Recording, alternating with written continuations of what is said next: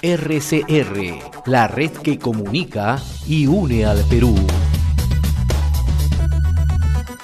El último viernes, cuando conversamos acá en RCR con nuestro buen amigo Manuel Bernales Alvarado, politólogo, analista en temas políticos, consultor internacional, él con mucha firmeza y con mucha claridad nos decía que estábamos frente a un Congreso totalmente fragmentado, ¿no?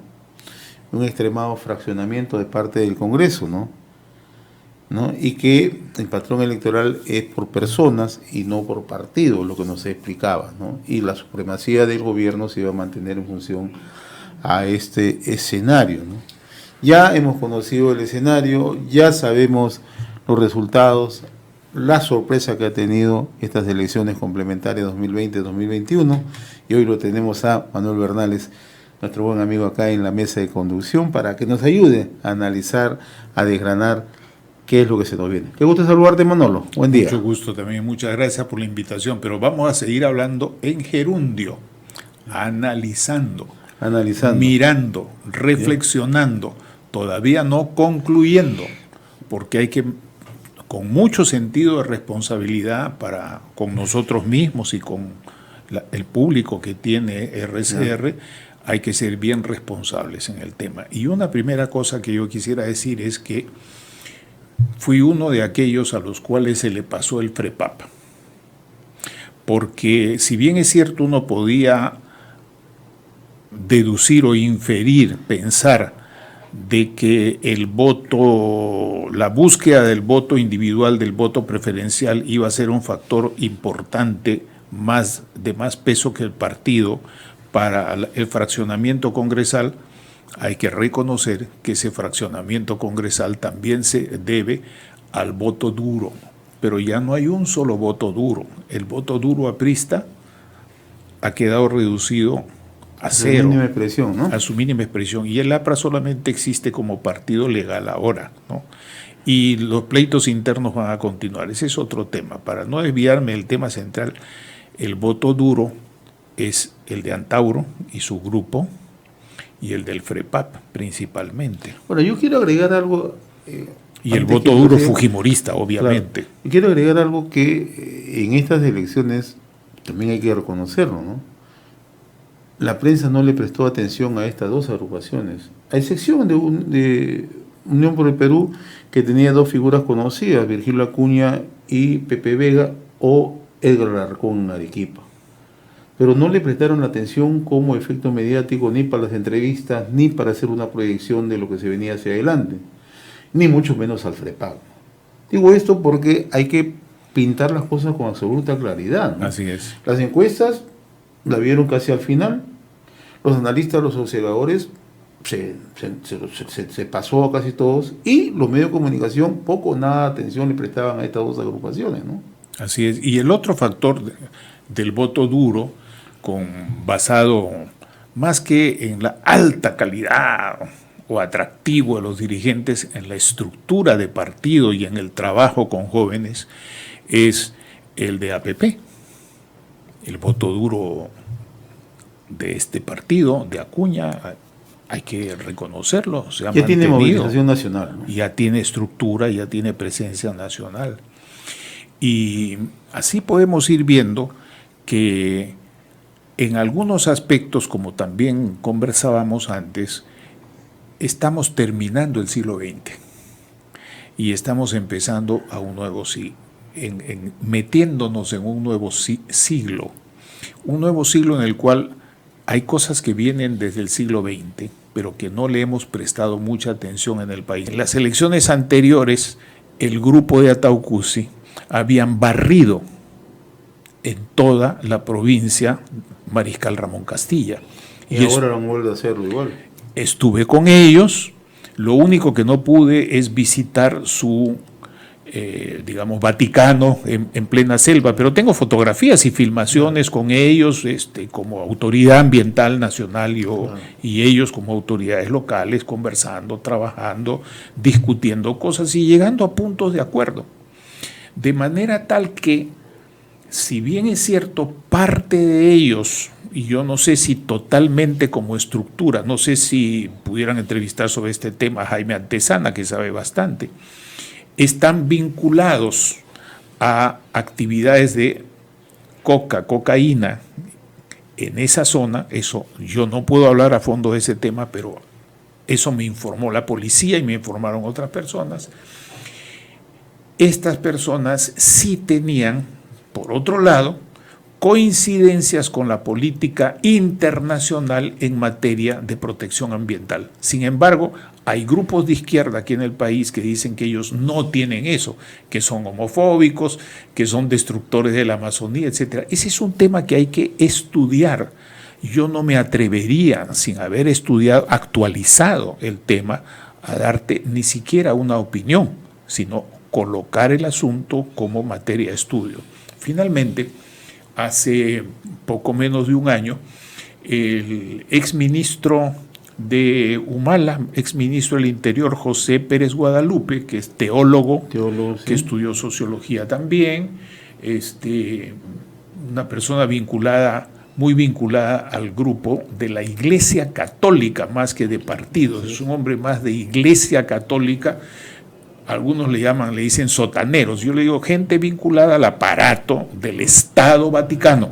La Iglesia Católica es una dimensión, pero es inseparable del Estado Vaticano y de su red internacional. Presentó un libro apoyado por la Fundación Konrad Adenauer, que ha sido traducido y que ha sido presentado aquí y en el extranjero en varios países, un buen trabajo sobre el impacto del evangelismo.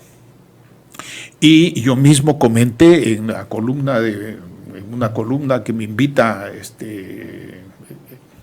en el Montonero. Víctor Andrés Ponce, y me invita con toda libertad. Yo no participo de su punto de vista ideopolíticos, pero sí de su respeto por otras ideas, y así también escriben otras personas que no comparten esa digamos, matriz ideopolítica. Bueno, allí comenté estas cosas que te estoy diciendo, pero además comenté del hecho de que contemporáneamente hay una votación en Costa Rica, hay una presencia fortísima en Honduras, hay una votación importante en El Salvador, hay otra votación importante en Guatemala, hay una votación importante en el Brasil, hay una presencia de ellos en Colombia y en el Ecuador, no solamente, principalmente, no me consta el detalle si es urbano o si es Caribe, pero sí en la zona selvática. Hay una presencia de ellos en el Paraguay. Me sorprendería que hubiera también una presencia en Uruguay, tan occidental y tan laico como es el país. En resumen, esto es parte de un movimiento internacional, de un movimiento mundial, que algunos van a decir es el neofundamentalismo o fundamentalismo, como quieran, pero es un movimiento en el cual se revela lo que André Malraux dijo recién al inicio de los años 60 en una entrevista en Europa. Dijo lo siguiente, Pepe: el próximo siglo, dijo, refiriéndose al siglo XXI, será religioso. Y tienes tú el evangelismo, tienes tú las creencias, qué sé yo, en cuestiones religiosas. El Estado judío hoy día se expande ideológicamente por Europa y por otros sitios. Ojo, eso no se ha estudiado. Aquí no ha llegado con fuerza todavía, pero existe. Los musulmanes, la pervivencia de los sikhs en la India junto con el hinduismo. A todos le decimos hindúes, pero son indios. Hindúes son los que creen en el hinduismo nada más. El hecho de que el país de mayor población musulmana sea Indonesia, todo esto configura la presencia de factores, y lo mismo digas en Europa y en los Estados Unidos, pues Trump y los sectores europeos. En síntesis, hay un movimiento mundial, así como hay un movimiento mundial juvenilista, así como hay un movimiento mundial ambientalista, con matices ambos, también hay un movimiento mundial religioso. Y eso hoy día en el Perú ha revivido con cánones diferentes, porque ellos no son lo mismo que el sodalicio, no son lo mismo que el Opus Dei, no lo son, pero pueden compartir algunos no de principio diría, algunos esquemas, algunos valores, como por ejemplo la negativa a aplicar la doctrina, el enfoque de género que se está regando desde que los daneses y otros en Naciones Unidas y en Europa empezaron a divulgarla, pero antes de ellos, por supuesto, desde Francia. Buen apunte, Manolo. Se habla mucho de consenso, Manolo. ¿Me permites una mínima interrupción? A lo que dije hay que añadir lo que estábamos conversando fuera y que lo trajiste tú a colación, y es la competencia entre estas iglesias y movimientos políticos con las vicarías, distintas vicarías de distintas congregaciones religiosas que en virtud del concordato tiene el Estado peruano con el Estado Vaticano, y en particular van a chocar con aquellas que estén en la línea del sínodo panamazónico, que son los jesuitas, me parece que también los franciscanos, en parte los dominicos, los agustinos y otros grupos que están en la Amazonía. Esto nos lleva a una profunda reflexión porque se presenta un panorama inédito. Alguna gente decía, ya llegaron los canudos acá.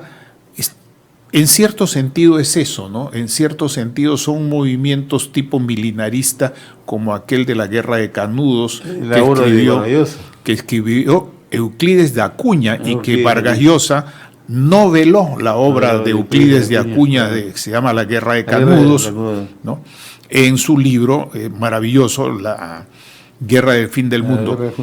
No es exactamente eso, pero tiene bastante relación, y ese es un tema al cual hay que seguirle la pista, y hay que ver el impacto de esto en las inversiones en la Amazonía, en los procesos de consulta, en la relación con los pueblos indígenas, y no solamente en la parte rural de la Amazonía, sino, no olvidemos, hoy día nuestra Amazonía se ha urbanizado, y principalmente en los centros urbanos articuladores de la relación entre Lima, el resto del país, y el interior de la Amazonía. Y por supuesto hay que ver la relación con los movimientos transnacionales, organizaciones transnacionales que existen ahí, que son contrabandistas, guerrilla en el norte, oro, y todo tipo de explotación, también la tala ilegal, la pesca ilegal y todo eso. Eso es un gran tema que no está siendo bien visto prácticamente por nadie. Discúlpame la interrupción. Interesante punto de vista, porque también va a permitir hacer una evaluación real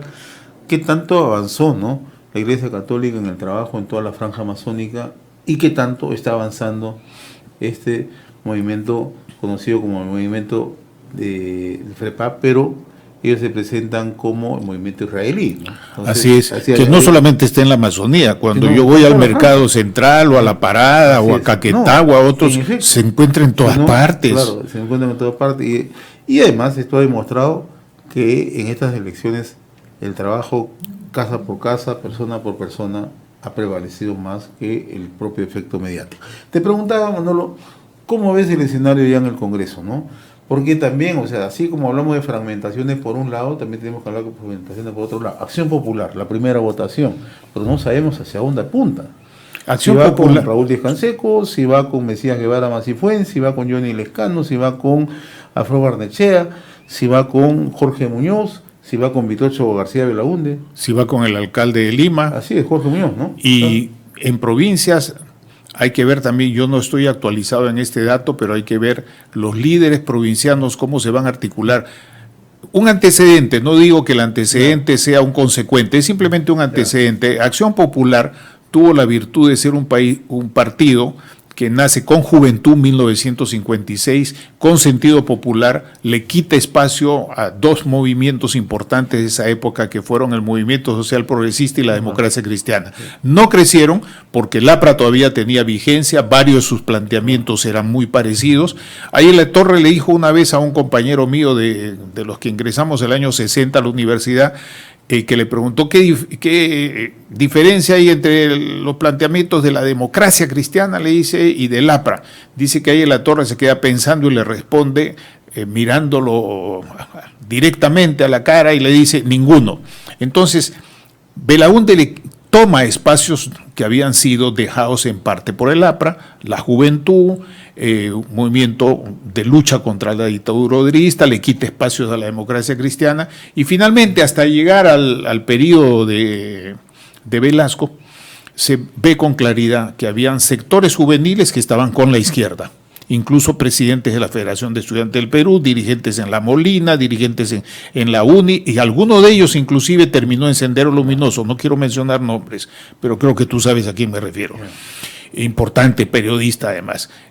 Por otro lado, o por lo menos se decía eso. Por otro lado, otros que no tenían ese punto de vista, que eran socialistas, libertarios, que formaban parte de Acción Popular y que estuvieron no solamente apoyando a Velasco, sino que también estuvieron en Sinamos, claro, y en otras organizaciones. Había entonces una izquierda que se llamó Acción Popular Socialista y otros sectores más conservadores. Eso es un antecedente. ¿Cómo está la situación actual?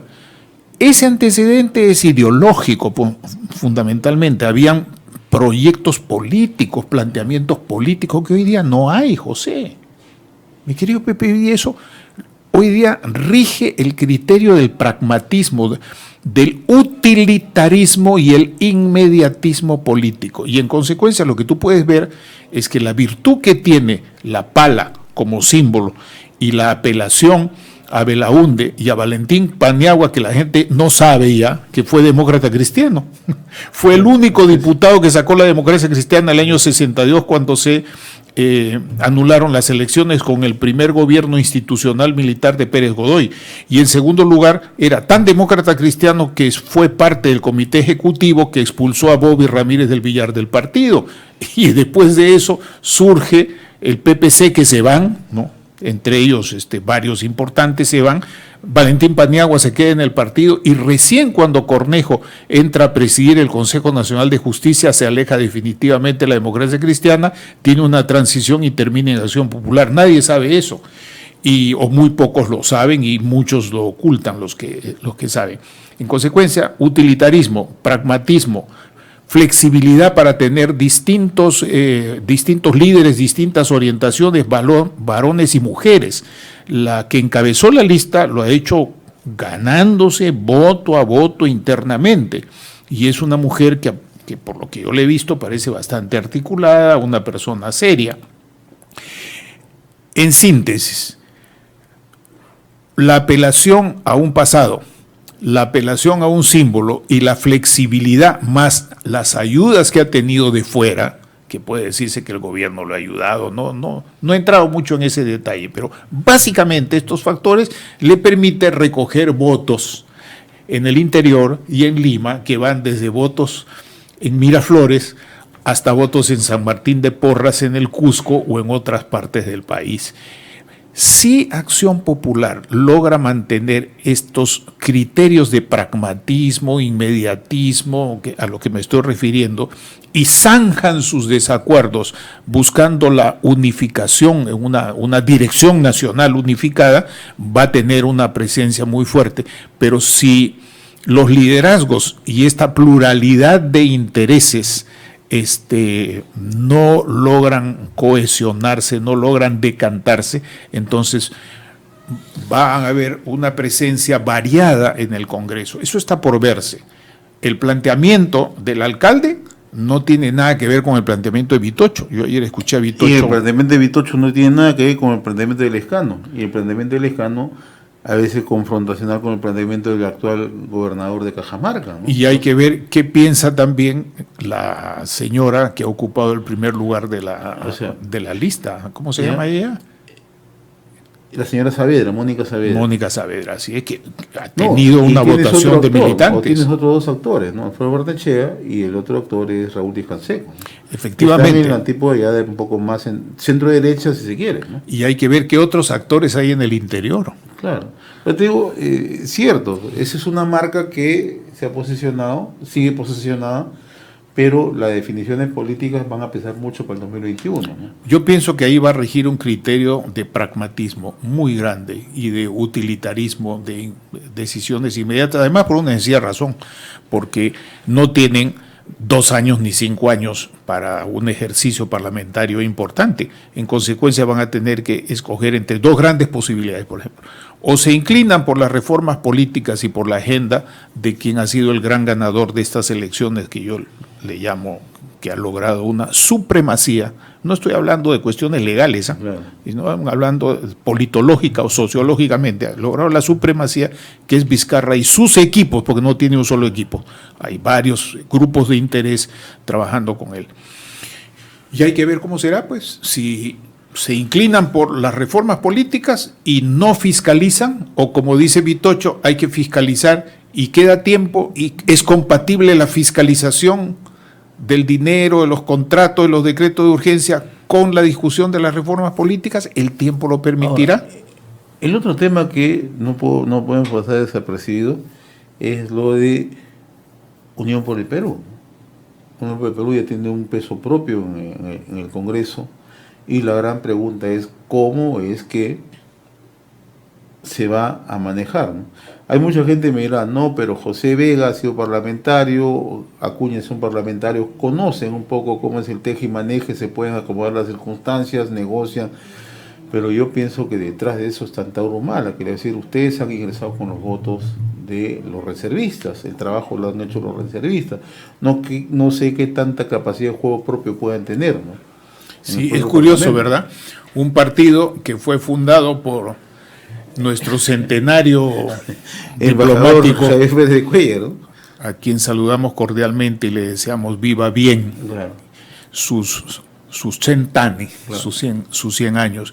Es curioso porque yo estaba en el extranjero y aprecié que cuando él se lanza a la presidencia desperdició un periodo inicial muy importante en toda política, que se llama el periodo de quien da el primer paso. No tomó la iniciativa y empezó su campaña cuando ya estaba perdida la iniciativa, y por lo tanto no tuvo ningún andar. Y es curioso cómo eso, que nace con este auspicio y de otras personas que de socialistas no tenían nada, ¿no?, termina hoy en estas circunstancias. Respondiendo a tu pregunta, creo que hay que conocer, así como en otros casos, conocer los nombres. ¿Quiénes son, varones o mujeres, en este caso principalmente reservistas, que están actuando ahí, y quiénes son los que aportan dinero? Porque todo no se hace puerta por puerta, sino que también para moverse puerta por puerta se necesita el aporte y todo lo demás, y eso no sale solamente de 20 centavos o 2 soles. Es toda una organicidad política, ¿no? Así es, entonces hay que ver eso. Y por otro lado, hay que examinar la hipótesis también de sus relaciones con otros movimientos disidentes que existen acá, y movimientos raros como los que existen de hecho en Apurímac. En síntesis, hay que profundizar en el tema, y la profundización en el tema no es por las declaraciones de Antauro, sino sabiendo con quién te juntas y qué dinero mueves y cuáles son tus otros nexos. Esas son 3 cosas fundamentales: con quién te juntas, qué dinero tienes y cuáles son tus aliados y tus nexos fundamentales, y entonces podremos tener un mejor panorama. Tal vez te inventas un buen panel. Otra sorpresa, la de Podemos, ¿no? Podemos Perú, ¿no? Es cierto, la figura visible actualmente es el general Daniel Urresti, ¿no? Pero quien maneja el partido, y todo el mundo lo sabe, es José Luna, ¿no? Entonces, José Luna también podrá dejar al libre albedrío a este Congreso, o va a querer seguir manteniendo, él teniendo una hegemonía, sobre todo por un tema muy delicado. No le licenciaron la Universidad de José Luna, no pasó el licenciamiento. Así es, su fuente de ingreso. Entonces, claro. Una fuente de ingreso, no sé si hay otras. Es que muchos dirán, ahora en el Congreso él puede presionar con una bancada que no es ciertamente mayoritaria, pero que tiene representatividad, ¿no? O lo va a dejar en un juego propio a Daniel Urresti. No lo creo, porque incluso forma parte de la lista del hijo del propio José Luna, ¿no? Así, una pregunta, José. ¿Alguien puede afirmar que estos partidos son doctrinarios? No, no existe. No, entonces, la regla que hay hoy día es el intercambio, el interés, el inmediatismo. ¿Qué gano y qué pierdo? Por supuesto, van a tratar de que esas cosas sean dentro de la corriente nacional de lo que la opinión pública, y ahí entonces marca, y ahí entonces entran en juego la gran prensa, que desde que se anuló la ley Mulder puede contratar con toda libertad con el gobierno central y toda la red de instituciones públicas, algunas con régimen de derecho privado que todavía tienen más cierta flexibilidad en algunos casos, no todas son FONAFE, etcétera. Y en consecuencia, pragmatismo colocándose dentro de corrientes. Y me parece que el pragmatismo no va a ir contra la corriente dominante, que es la corriente del gran equipo que ha logrado la supremacía y vencer en estas elecciones, que es el equipo del presidente Vizcarra, ¿no? El equipo visible y el equipo no visible. En consecuencia, me parece, en cierta manera, Vizcarra no tiene ahora un partido, tiene varios congresistas y varios partidos. Y el gran perdedor en este proceso es el Partido Morado. El Partido Morado, que perfilaba en parte con los vientos de la prensa y de las redes y de las ONGs, que ha hecho un trabajo nacional, que tiene una persona seria como Paco Sagasti, a quien respeto y conozco, que tiene personas no solo como Mora, que ha tenido pues lo que ya sabemos, sino como Pedro Gamio y otros, personas serias, que han sido de otros partidos. Pedro Gamio fue aprista, fue viceministro, ya se dejó el APRA hace mucho tiempo, pero su formación política viene de ahí. Pero ese partido ha quedado detrás de estas sorpresas. Y hay que ver en qué sentido ese partido, para mantener su aspiración presidencial, puede liderar los acuerdos pragmáticos con otros grupos o no, o quién lo va a hacer. Porque aquí, cuando hay varios que están jugando en función de ciertos objetivos y resultados inmediatos, necesariamente van a tener necesidad de algún líder, varón o mujer, algún liderazgo. Y hoy día la izquierda no tiene, por ejemplo, esa capacidad que muchos piensan que sí tiene para liderar, porque están divididos, vamos a decir, en tres cosas. Un sector de la izquierda sigue siendo clasista, ¿sí o no? Sigue con un enfoque clasista. Dos, otro sector de la izquierda sigue con un enfoque antiimperialista, netamente en lo político, ideológico y económico. Tres, un sector de la izquierda sigue con las megatendencias mundiales, que son el feminismo,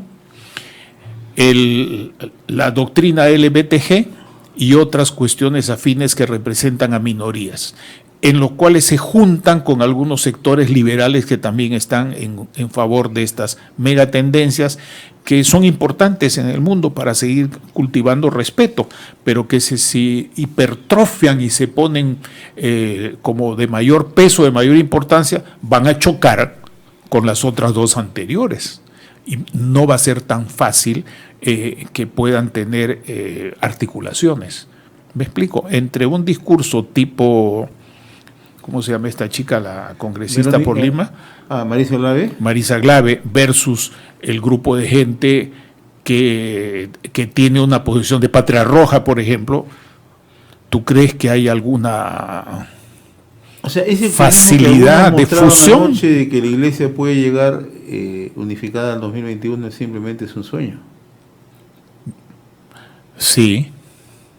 Es muy difícil. Quienes piensan de que hacen una sumatoria simple, hacen una ecuación simple, es decir, la izquierda ha obtenido tanto, pero la izquierda no se pudo poner de acuerdo para conformar sus listas recientemente, ¿no?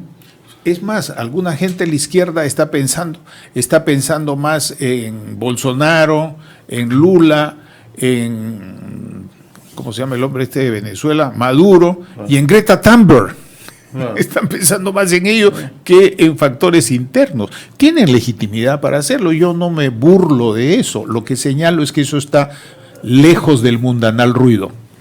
Me comprometo a hacer una mesa con otros dos invitados, Manolo, porque hay cosas que se nos han quedado, ¿no? Y lo voy a enumerarlo, ¿no? Fuerza Popular, no hemos analizado, ya nos ganó el tiempo. El APRA, Partido Popular Cristiano, Solidaridad Nacional, ¿no?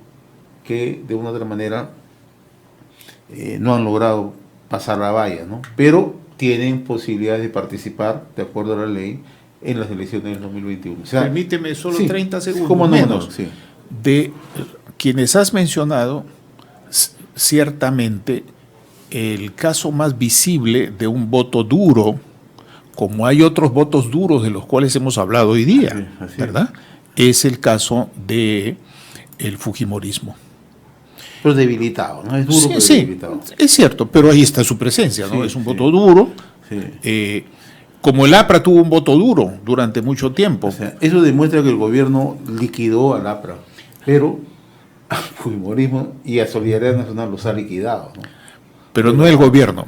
Sí, Ellos se la han, supremacía, se claro. han suicidado. Sí. Ellos hicieron todo lo posible para que el equipo del Ejecutivo y otros aliados, la prensa y otros sectores de gente, pudieran hacer con ellos y presentarse como si los hubieran liquidado. No, ellos, hay un suicidio en estas instituciones. Ahora, mucha gente dirá, pero ¿qué interesa llegar al Parlamento? Sí, el Parlamento es una plataforma política.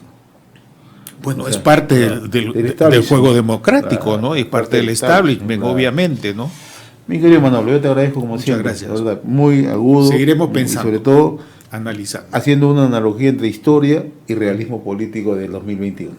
Gracias, Manolo, muy amable. RCR, la red que comunica y une al Perú.